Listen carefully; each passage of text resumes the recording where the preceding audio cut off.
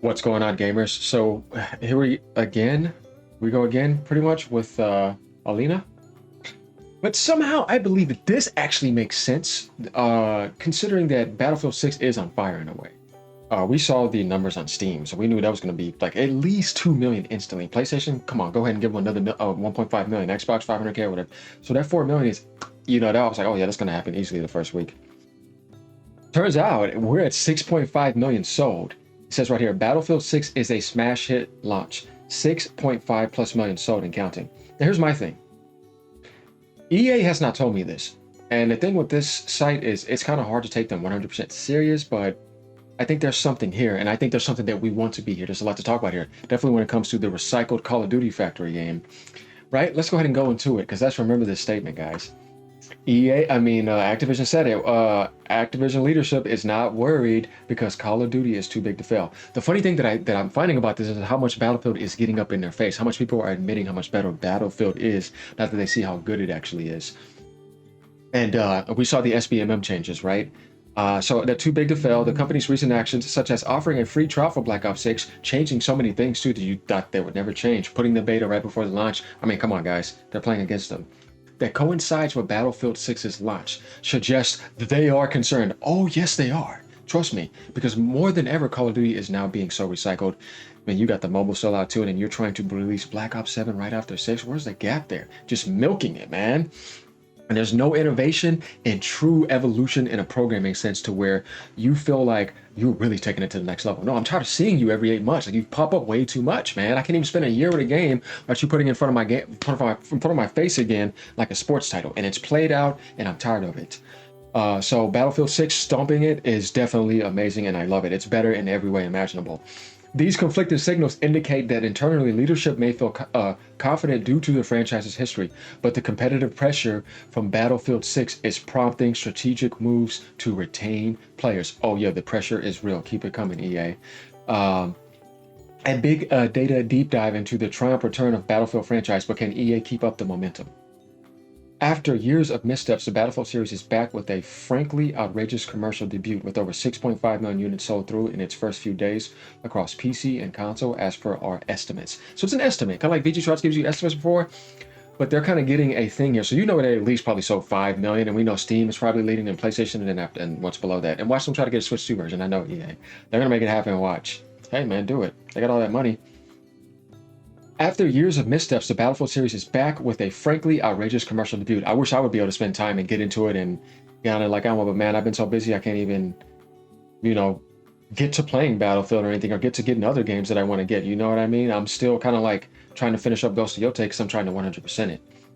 With over 6.5 units sold, they said sold through, not like shipped, in its first few days across PC and console as per our estimates. This translates to more than 350 million. EA spent 400 million on this. I tell people they're going to make back the money easily. So they already got, if this is true, they're already at 350 million, putting Battlefield 6 in the conversation with the generation's biggest launch. Indeed. According to this chart here, guys, they're saying 6.5 million, 350 million revenue, 2.5 million for Steam on launch day. Copies sold, Steam is 56%, PlayStation is 23%, and Xbox is 19.6%. Interesting stuff because according to like UK and other aspects, PlayStation has a bigger aspect, but I guess with Steam being Steam, because we know Battlefield is first and foremost a PC game. I would see PC leading the platform here. That's common sense, you know what I mean? Could these numbers maybe give this a higher percentage? It's a little bit low. Could that be possible? Yeah, but we know that's how it is. Okay, so here's the thing. Going over here, we're kind of getting the idea of the shift here as well. Copy sold, right? Yeah, guys. It's on fire.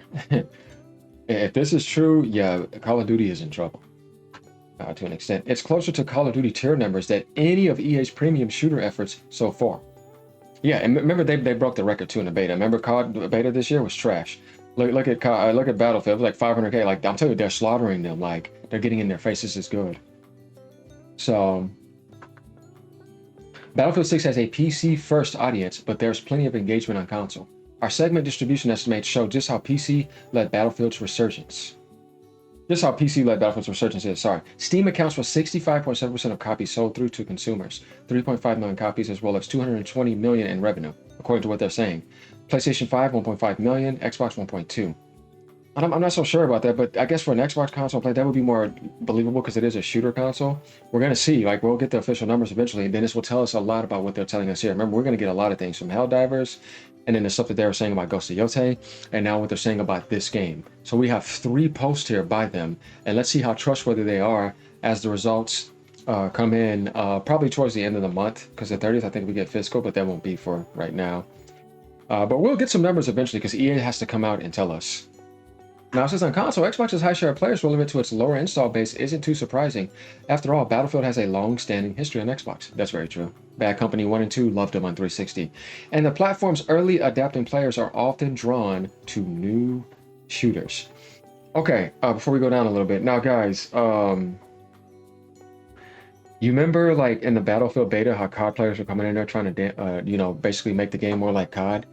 And I bet they feel goofy now, don't they? People, did you just realize that they should not understand the Battlefield franchise trying to enforce the Call of Duty mechanics in there? It's like, if I wanted to play COD, I would go do that. I'm actually tired of seeing you every year. Why are you trying to make an epic franchise that does not come around like a sports factory, like your game?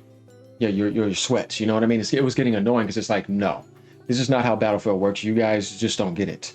I saw that there was a lot of Battlefield players like Klutzy, he made videos about that. He was correct. And I even see him calling out FaZe, and I'm like, yes, dude, yes, exactly. Though I've been off the shooter scene, but I'm all about that. And I know that too when I used to be heavy on it, competitive all the time.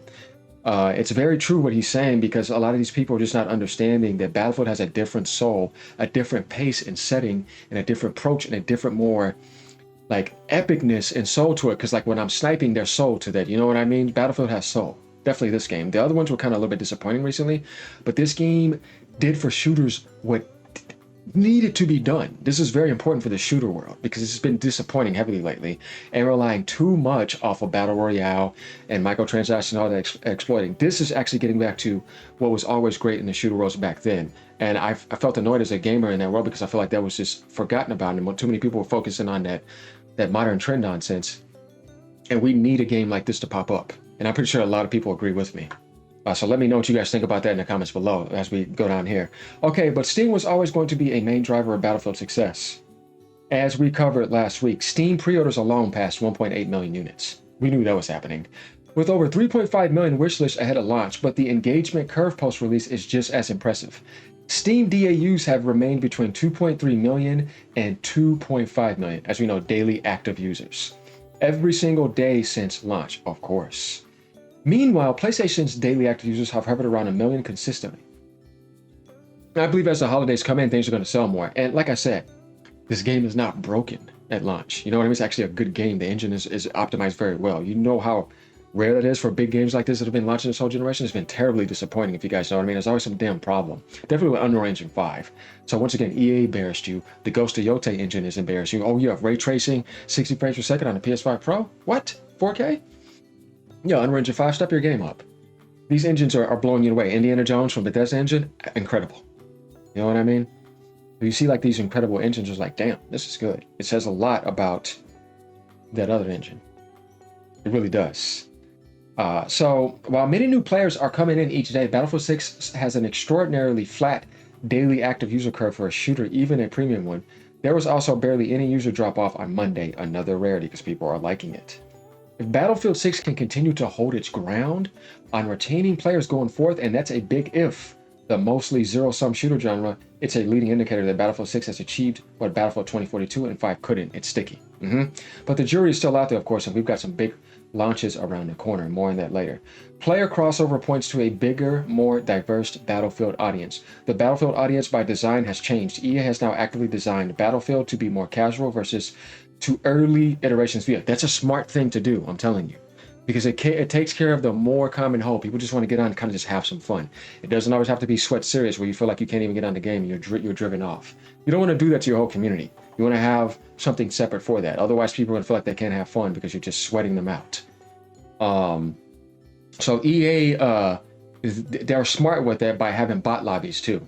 That's a thing that was big back in the day. So I remember the Unreal Tournament games, Quake 3 Arena, like I said, we go back. Man, good times. That was before Gears and everything. You had Unreal Tournament, Quake 3 Arena, you know, those type of games. Then you had like underground shooters. Not that they were like that, but you know, there was unique shooters back then, like Time Splitters, all that type of stuff. It was very cool. Red Faction, you know, those they weren't multiplayer, but still. Um, Smaller scale skirmish modes that are essentially more casual Call of Duty like matches is finding that balance here. And the UCG focused Battlefield Portal will include arcade goofs galore and potentially breach the door after a flashbang for a Battlefield as a platform. A rumored Battle Royale mode, which always appeals more to casual players, is definitely going to be on the way. Battlefield started, remember back then, they used to have 64 players. That was something new. They always had huge things. So Battlefield kind of always had something like that, but it wasn't that though. But you could get those large scale battles where you feel like you're literally in a war. You have sniping, you know what I mean, drop offs. It's a different thing. But yeah, so EA plans with all these teams too to kind of like get Battlefield out rather than 5 or 6 years. They're trying to narrow that down to like 3, maybe a little bit lower, and to compete more with Call of Duty. Maybe narrow down to 2.5. Go for it. EA hammered this stuff home in its marketing cycle, especially during its insanely popular Battlefield 6 public betas. As a result, Battlefield 6 is in the same Battlefield audience as before. This generation, you have to admit, EA's gotten better. They're capitalizing on the Switch too. They're not being dumb this generation. I'm glad. Around 45%. Except with Dragon Age, don't get me started with that. Around 45% of Battlefield 16 players have never touched Battlefield 2042 on the platform. 37% have it on PlayStation 5. Meanwhile, cross-franchise Steam activity paints Battlefield 6 as a sort of nexus between many different shooters.